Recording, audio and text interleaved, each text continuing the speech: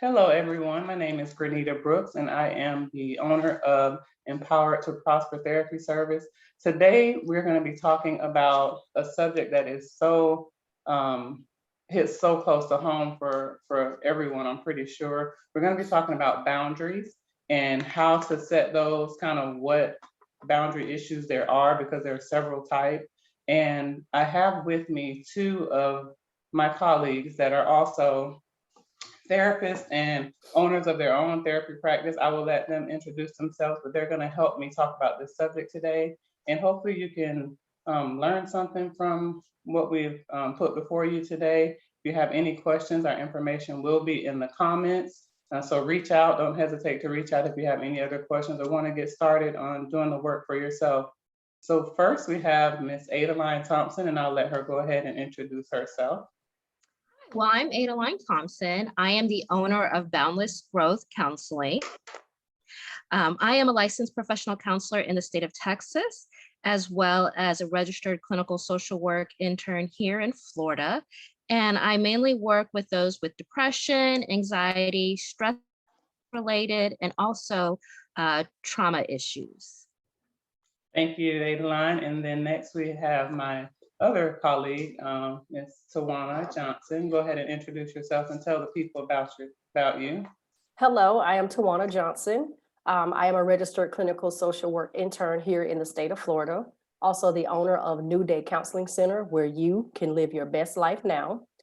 Some of the modalities that I utilize is group counseling, family counseling, individual therapy as well, specializing in depression, PTSD, some of those things of that nature. Thank you, TJ. And as I said when I introduced, I am Grenita Brooks, the owner of Empowered to Prosper Therapy Services. 90% of my clients are marriage and relationships.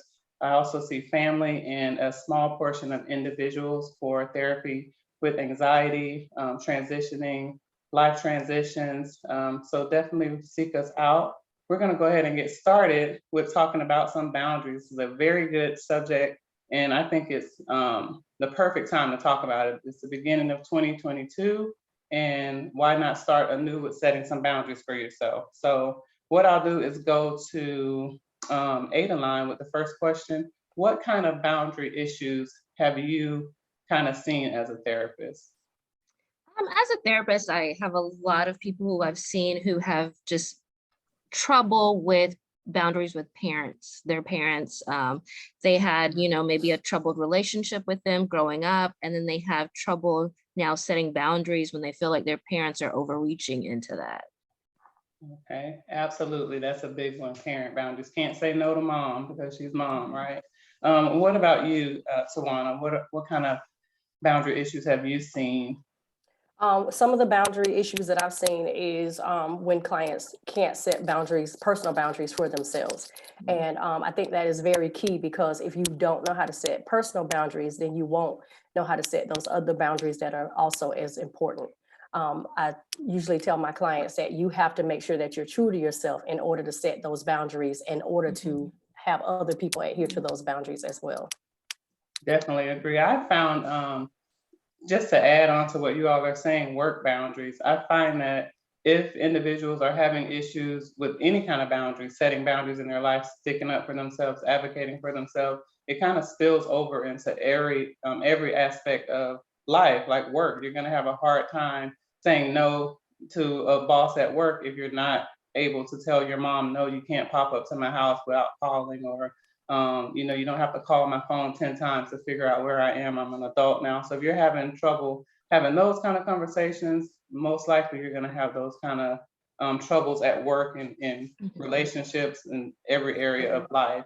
What would you all say to a client or a person that wants to start implementing boundaries in their lives? What would you say to them is a good place to get started? We'll go to TJ for this one, Tawana. So first, I would tell them to focus on themselves first. When you start setting boundaries, personal boundaries with other people, instead of pointing the finger or saying you, always start with me. When you say, instead of saying you need to give me more time, or you need to give me more space.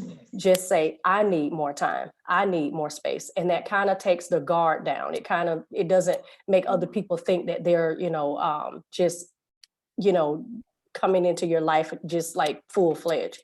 So always focus on yourself when you start setting those boundaries. And again, those personal boundaries are going to be key before you can even start setting those other types of boundaries. Absolutely. Thank you for that. And what about you, Adeline? What would you say to a person or a client that wants to start implementing boundaries in their life?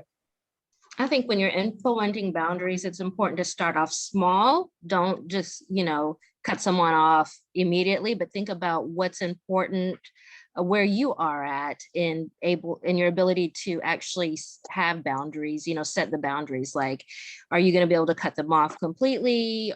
Is it just don't call me at a certain time? Or don't come over to my house at a certain time or whatever, but start off small because it can be hard to start boundaries with somebody. That person is going to maybe upset with you. That's something that you need to know. And how are you going to handle that? And that's something that we would probably work on in a session because that's important for yourself, your peace of mind as well. Absolutely. Absolutely true. I would say to a person, just remember that somewhere in your lifeline that this started, like the ability to not be able to say no. It could have been how you were raised as a child. It could have been, having a domineering parent. It could have just been some personality things going on with you and you just did not learn how to set those boundaries. So don't beat yourself up. There's always time to do the work. And I feel like, that's where we come in. Therapy works. It works if you work it. All of us have our own practice. And if you are interested in learning to set boundaries for yourself, to kind of get started in doing your own work and start your healing journey, please don't hesitate, like I said before, to reach out to us. We're available. All of us are taking clients, if I'm not mistaken. Is everybody still taking new clients? So reach out to us and let us kind of give you some information on how sessions and therapy works, because I know that can be intimidating if you're just starting. Thank you so much. Do you all have any closing remarks that you would like to give? All I want to say is start setting those boundaries. I mean, you don't have to be a client to start setting those boundaries. Social workers have boundaries as well. We have to make sure that we, maintain our boundaries so that we can help assist our clients in maintaining their own. So even if you're not seeing anyone for therapy, it is very important that you start setting those boundaries and you start doing them sooner than later. Absolutely. Yeah. Adeline, did you have anything? Yeah.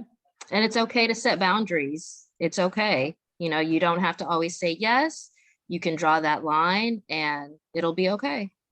Yep. And to piggyback off of what they said, I believe that in setting boundaries, on the other side of that is your freedom. So don't hesitate in starting those. Thank you all so much. And we'll be looking forward to you all reaching out to start your own journey. Have a good day. Thank you.